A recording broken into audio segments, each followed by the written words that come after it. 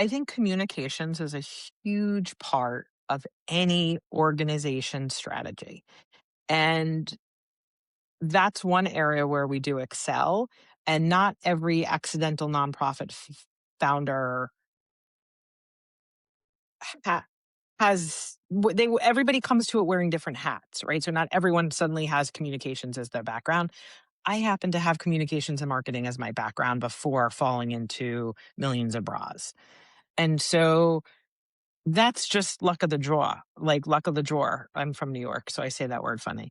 But that's what that is, right? Like I happen, so when it comes to messaging, I think communication and messaging is paramount, and that's important to me. And the organization had, like, when it comes to discussing what we do, how we do it, we have systematized also our branding, our marketing, our messaging as a nonprofit for I Support the Girls. We have been incredibly lucky to get the word out via various major media outlets. So that is one channel that we've used. I think so. We are super grateful. We were on the Kelly Clarkson show. I think it was three times, four times over the course of a year, right? So she has a different kind of audience reach than we have as a nonprofit. And so when her followers, listeners, audience members, watchers learn about I Support the Girls on her show, our inbox gets flooded. That's just one avenue, but we've also worked with different musicians. So sometimes musicians get bras thrown on stage, and we can use that as a way to raise awareness. So we've partnered with a rapper named Young Gravy.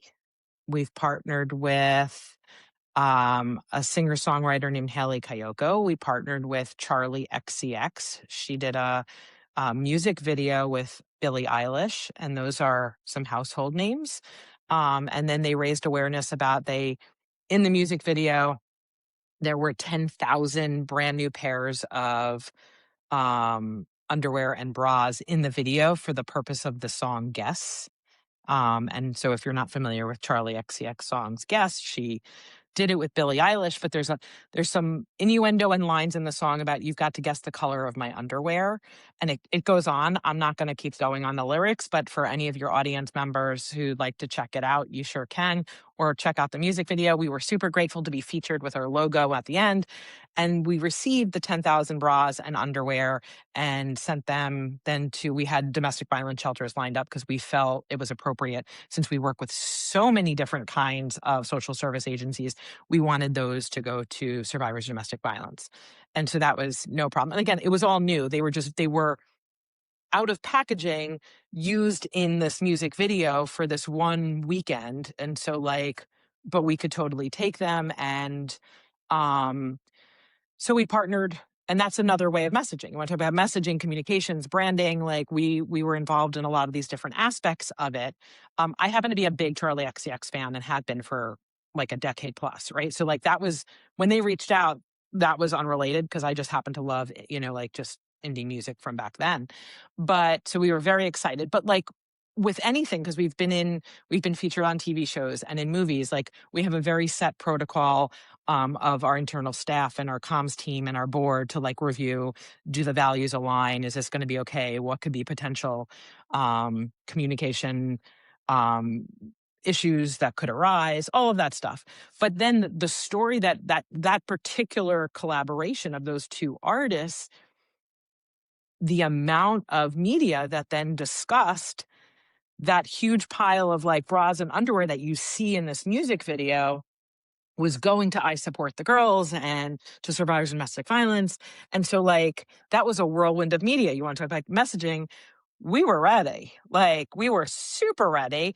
And I mean, like that week I was doing BBC One, BBC Worldwide, People Magazine, Rolling Stone Magazine, Vogue, Vanity Fair. I mean, everyone was reaching out. We were very popular.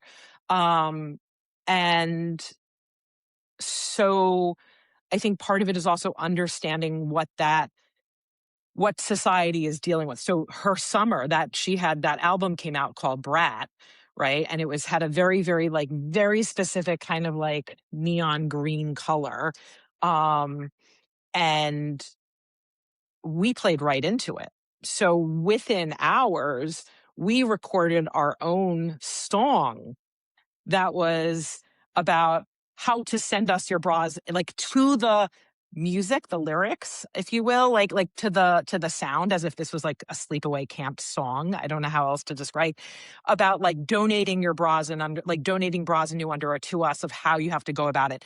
And it was out less, I mean, if I say 18 hours. And I mean, like, then BBC aired me singing, doing it, like, but I was in like brat green shirt. Like, messaging is important for no matter what you're trying to raise awareness, educate, sell, communicate. Like, there's so many ways we do that. And then, so media has been helpful. Celebrities are always very helpful. Whether it's been like those examples, or Miley Cyrus helping talk about menstrual equity for us, or period poverty on her channel, or the New York Times featuring us, Time Magazine, MSNBC, like, that's it helps. Like, I would love to say people just love what we do and they love to reach out, but they have to learn about us to in order to like learn to mail their bras, or they want to get motivated and become an affiliate. And we have a whole program. My colleague Emma's amazing and she runs our affiliate network.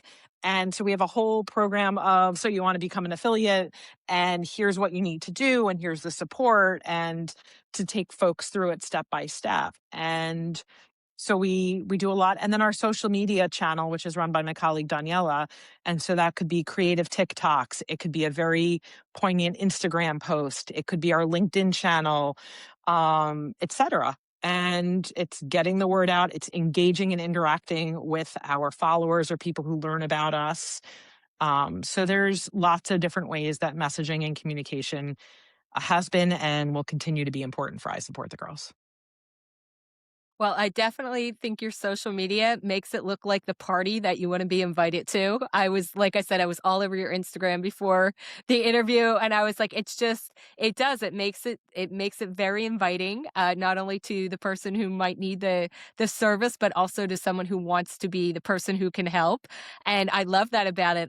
When you mentioned the Charlie XCX song, what is it? XCX, that song actually, guess, is played in my spin class all the time, and that makes me laugh because 'cause I've never seen the video, so, of course, after this, I have to go see the video because I wanna see all of the panties being thrown. It's a little risque.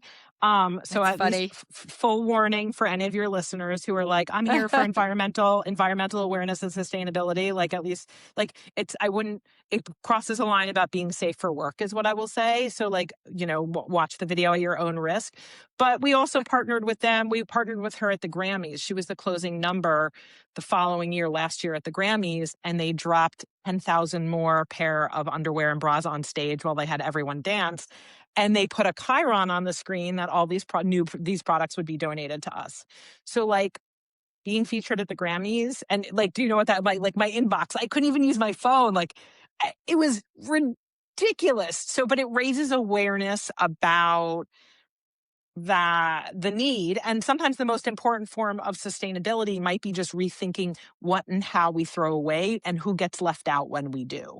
And that's where I Support the Girls comes in to bridge that gap.